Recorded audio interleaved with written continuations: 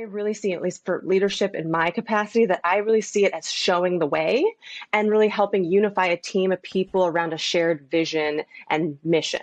And especially as we work in a nonprofit sector, keeping that mission and vision at the forefront of our team is kind of how I see the leader of the organization managing all the people and unifying around the cause. Yeah, that's wonderful. So I'm curious, like as a club director and you're managing a lot of the, myself and my coworkers are young professionals just starting into the workforce. And you talked about with me before pre-pod about how you were a new leader. So how did you kind of learn all of this on the fly and also, practice some of these things about showing the way, unifying the team and working around the mission? Yeah.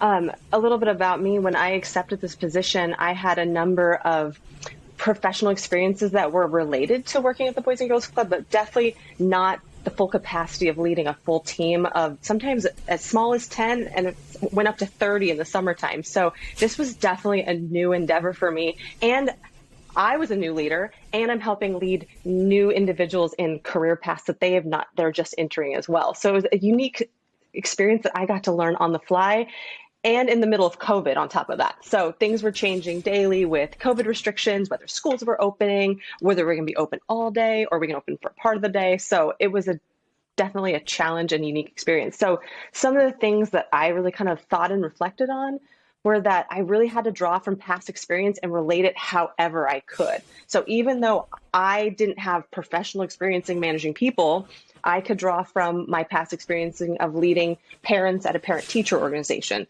I could draw from experiencing of leading volunteers at Eugene Faith Center when I worked at the church. So while it wasn't in a professional paid position, I could still draw from some of my volunteer experience and just from my life of how I wanted to position myself as a leader.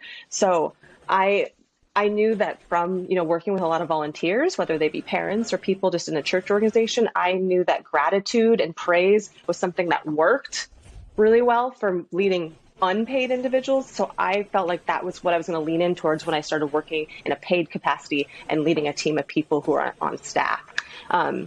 And then, of course, at the same time, when we're working with youth, I had not really worked in a youth serving organization. And so I really had to draw on my past experience as a parent and also raising up a child with ADHD and a child with a speech delay. So I drew from some of my knowledge of working with my own kids to help apply to some situations when we're working with youth and having to guide staff in tricky situations. Yeah, absolutely. So you're using that experience that you've had before, even if it was in, different situations and drawing it and pulling it into, working with, young adults, young professionals who are then mentoring even younger adults like little humans. And I'm curious what kind of the trickle down effect was with, working with, newer professionals in terms of working with youth and having and helping them, learn the mission of the Boys and Girls Club and practice some of the values? And how did you continue moving that forward and kind of keep teaching and leading those young professionals? Reflecting back, I think the big thing I drew on is that I was okay to admit when I didn't have an answer on things. And so what that allowed me to do is know, like, I can have someone, a youth development professional, someone on our team come to me and ask for help or advice. And it was okay for me to say, I really don't know, but let's work through this together. So I think what it allowed us to do is to find a solution and navigate it together as a team. Even if I didn't have the answer, they didn't have the answer, I could help ask the questions to draw it out. So it really allowed our team to start to solve some of their own problems and kind of venture into their own professional careers that they're going to have to navigate throughout their entire lives. Of, I've been given this position, and hopefully someone can help me along the way. So some of the questions I was asked was like, if someone came to me with a behavior concern of a kid, I'd say, okay, well, what have you tried? Like, what's worked in the past and what's not working? And then what are some of the ideas that you can come up with to try out moving forward? So it's kind of helping guide their problem solving abilities, which will carry through any career path. So if you can problem solve on the fly and work in a very human centric organization and you can do it well, you can go on to do anything.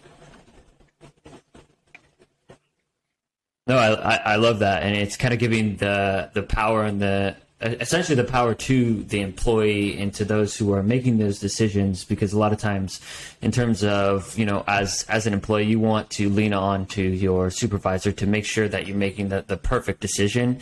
And I know oftentimes I remember you saying that it's working with humans. It can be messy sometimes. It's a big gray area, but giving the power to the employee to be able to make their own decisions. I'm curious how you build the trust for themselves. Like, how do you build that trust within themselves that they're making the right decision? I mean, what I kind of reflect on is that I need to be able to give praise and tell people what they're doing right, because if I see them in action doing the right thing, it's going to help motivate them and keep them making those same decisions. I had kind of an aha moment recently. I joined this new gym called Orange Theory, and I really love it. It's coach-led, exercise. And one thing I found that was so motivating about it was that I'm running on the treadmill. I'm starting to have self-doubt, and I'm starting to feel horrible. I'm like, I don't know. I don't think I can keep doing this. And all of a sudden, even I'm in a group setting, my coach goes, "Let's go, Shelly." And I'm like, I can do anything. I can do anything. And I just keep running, and like harder than I probably even need to. But it was kind of this aha moment for me. I was like, I need to be doing those same things with my team, is when I find them, when they need that little bit of pep or that motivation, tell them when they're doing something right, or give them that extra boost so they can keep on going. So those are some things that I've reflected on and thought about lately. And I try to implement, and I've tried to get better even as a leader every single month that I find, even like that's a current story for me. So I always try to take that and then keep going into my teams. So, and then of course, like with trust, like it really just sometimes takes time, and knowing that we're working together on the same team, and, being able to even discuss hard things is really important as well. So we've been really fortunate to have some solid players in our organizations from day one with me. And I really want to keep fostering those relationships and knowing what are my team's goals, like where are they headed in their career, what do they want to do, and how can I help them get there? So some of that's just developed over time as well. Right. Yeah. I think time is one of the best ways to develop that trust. I'm curious how you develop that trust in terms of like empowering some of those players that you're talking about to then go and develop the trust with other relationships and building that trust around a unified mission. Well, kind of in regards to that, I know that I like to have people play to their strengths. So the more I get to know them and put them in situations where they're going to thrive, I know that they feel heard and valued. So if a staff person comes to me saying, I'm really struggling working with this group of fifth graders, but then all of a sudden I see them frequently out and about making those connections with our first and second graders, maybe it's a conversation of saying, well, maybe your strength is working with these little ones, or maybe your strength is working with our teens. And so I think by recognizing their strength and putting them in positions that they're going to shine, they know that I'm not going to put them in a situation that I'm not going to be setting them up for failure. I think that's something that really helps build the trust, is knowing that people don't have to be good at every single thing, that we can just put you in a spot where you really are going to shine, because I only really want to hire people who have that mission and that drive. And sometimes it's just a matter of finding where they're going to fit in best.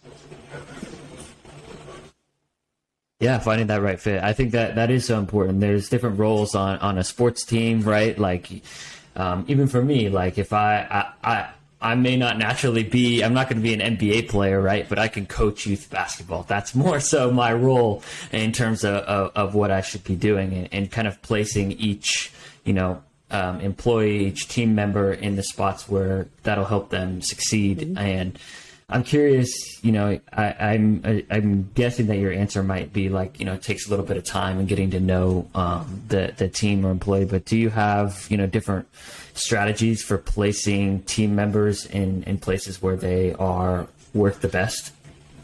I think a lot of times it's through observations and seeing how, their interactions on the floor, like in a professional capacity, like working in front of the classroom. But a lot of times you really see people shine, or their true colors or their skill strengths come through, is when it's in those more like natural, organic moments, like a kid sitting on a bench, all of a sudden needing a buddy. That was something I saw with one of our team members, Allison, is that, yes, we had her kind of placed in a team position. She was doing just fine. But I caught this little glimpse of her sitting down and sitting with Colin on the bench in this really natural, calming moment. And she's just coloring with him and having this really great, engaging conversation. It was like, all of a sudden, it was like, I think this is where you could really shine in this age group. And so sometimes it's seeing not the official capacity, but sometimes those little more organic moments too.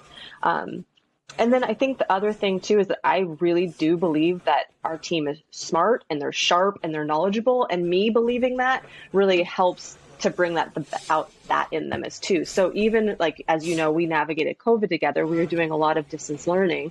And so sure, none of us had done distance learning support before. How are we really going to keep kids with their butt in a desk focused for 4 hours online? It was hard, and we'd never done it before, and nobody had done it before. And when like a teacher would call saying, hey, I'm really concerned that this kid isn't getting the support they need, or I'm not sure that anybody's helping them, or they're in a classroom alone, or whatever they might be seeing in this little window, I could confidently say, hey, our team really cares about these kids. You're seeing a small glimpse into like a small moment, but they are getting extra support. We have tutors going on around. I could really confidently stand up for them and say, we are doing the absolute best. And what you're seeing, it might not be the whole picture. So if anything, I got to really stick up for my team because I knew that they were smart and sharp and capable, and being able to tell that to and share that with the community as well.